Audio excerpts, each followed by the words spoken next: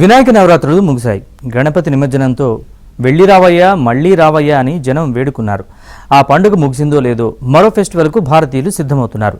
రాబోయే దసరా ఎలా ఉన్నా దీపావళి పర్వదినాన్ని ఘనంగా జరుపుకునేందుకు జనం ఏర్పాట్లు చేసుకుంటున్నారు.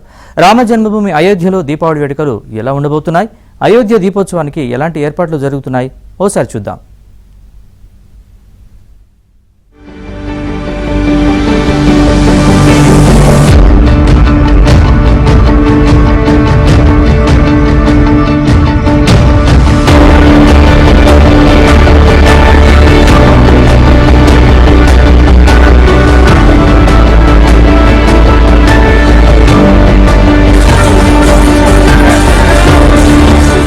ఉత్తరప్రదేశ్ అయోధ్య రామ జన్మభూమిలో బాలరాముడి ఆలయాన్ని నిర్మించినప్పటి నుంచి భారతీయుల ఫోకస్ అంతా అటువైపే ఉంది. అయోధ్యలో ఎప్పుడు ఏం జరుగుతుంది, రామాలయంలో నిర్వహించే ప్రత్యేక కార్యక్రమాలు ఏమిటి, దేశ ప్రజలు చర్చించుకుంటున్నారు. పండుగలు ప్రత్యేక రోజుల్లో అయోధ్య వెళ్లాలని కోరుకుంటున్నారు. ఈ క్రమంలోనే అయోధ్యలో జరిగే దీపావళి వేడుకలపైనే అందరి దృష్టి కేంద్రీకృతమై ఉంది.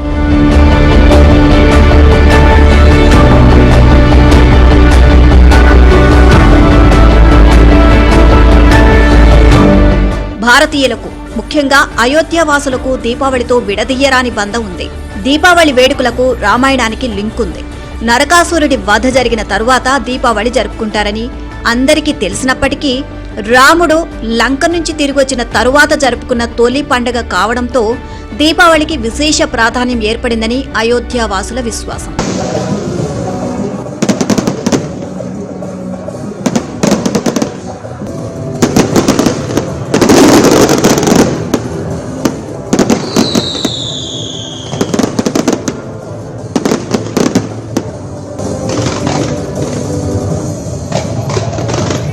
పండుగ సందర్భంగా అయోధ్యలో దీపోత్సవం నిర్వహిస్తారు.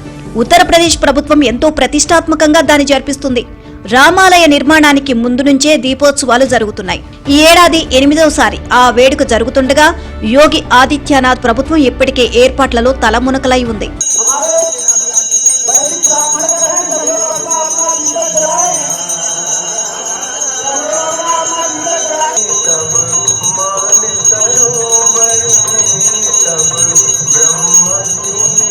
రామాలయ ప్రారంభోత్సవం తర్వాత గతేడాది తొలిసారి భారీగా దీపోత్సవం నిర్వహించారు.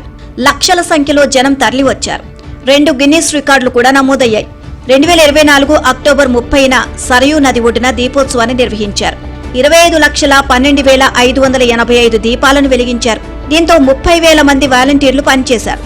సరయూ నది 55 ఘాట్లలో దీపోత్సవ శోభ కనిపించింది. 1121 మంది పూజారులు మహాహారతి నిర్వహించారు. దీనివల్ల దీపోత్సవానికి అంతర్జాతీయ గుర్తింపు లభించడమే కాకుండా పర్యాటకులు రావడానికి దోహదపడింది.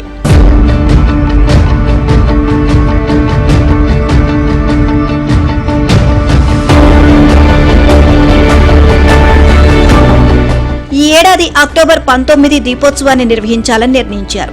ఈ ఏడాది గిన్నిస్ రికార్డులపై దృష్టి పెట్టకపోయినా గతేడాది స్థాయిలోనే దీపోత్సవం ఉంటుందని చెప్తున్నారు.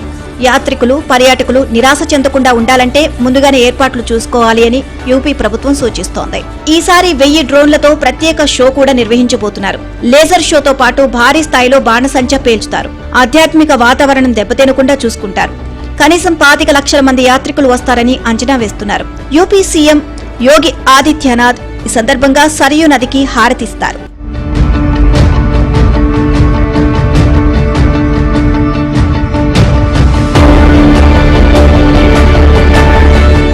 అయోధ్య రామనగరి దీపోత్సవం ప్రపంచ వేదికగా తన వైభవాన్ని, ప్రత్యేకతను సంతరించుకుంది.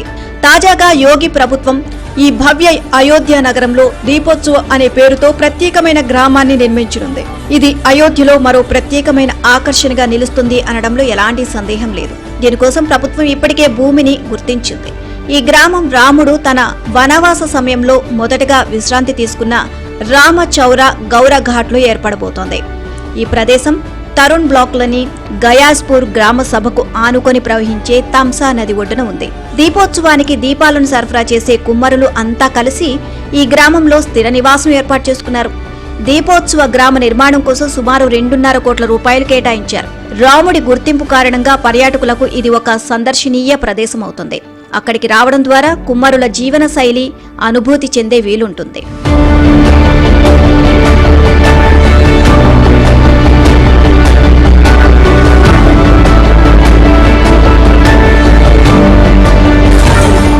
దీపోత్సవం ఒకటే కాదు, దీపావళి సందర్భంగా పండుగను ఘనంగా జరుపుకునేందుకు అయోధ్యవాసులు ఏర్పాట్లు చేసుకుంటున్నారు. అది దీపాల పండుగే కాకుండా అదృష్టం కలిసొచ్చే సమయమని స్థానిక ప్రజలు భావిస్తున్నారు. వినాయక చవితి రోజున మాత్రమే కాకుండా దీపావళి సందర్భంగా కూడా వినాయకుడిని పూజిస్తారు. లక్ష్మీదేవి, దుర్గాదేవి, హనుమంతుడి బొమ్మలు కూడా తయారు చేస్తారు. అయోధ్య జనం ప్రతి ఏటా కొత్త బొమ్మలు కొనుక్కి వెళ్లి పూజలు చేస్తారు. అప్పుడే తమకు కాలం కలిసొస్తుంది అని వాళ్ళు నమ్ముతారు. ज्यादा ज्यादा 100-150 ऐसे सब लोग नहीं बना पाते हैं, 2-3 हाँ सब लोग नहीं बनाते। कितने सालों से बना रहे हैं? अरे हो गया तो वो 5-6 साल 5-6 साल हो गया। बुजुर्ग रहे कुछ करत रहे तो सब खत्म हो गए, तब ये लड़के एक ठो 2 लड़के सीख लिए तो थोड़ा बहुत सब करे लगे। దేవుడి బొమ్మల తయారీలో అయోధ్యలోని 30 నుంచి 40 కుటుంబాల వరకు నిమగ్నమై ఉన్నాయి. ఇంటిలిపాది తలో పని చేసుకుంటారు. పైగా హోలీ పండుగ ముగిసిన నాటి నుంచి బొమ్మల తయారీ మొదలు పెడితేనే దీపావళి నాటికి కొన్ని వేల బొమ్మలు విక్రయించే వీలుంటుందని చెప్తున్నారు. बहुत खुशी होती है काम करने में हमें।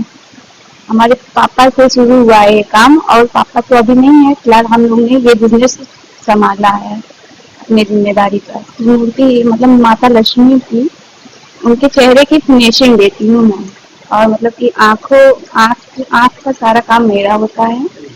इसमें मतलब कैसे मतलब हर किसी को देखकर हम उसको सोचते हैं कि कितना अच्छे तरीके से इन्हें हम बन सके और बेहतर दिखा सके। రామాలయ నిర్మాణం జరిగిన తర్వాత తమ వ్యాపారం బాగా వృద్ధి చెందింది అని కళాకారులు అంటున్నారు. దీపోత్సవం చూడడానికి వచ్చే బయట వాళ్లు కూడా అక్కడి నుంచి దేవుడు బొమ్మలు కొనుక్కు వెళ్తున్నారు.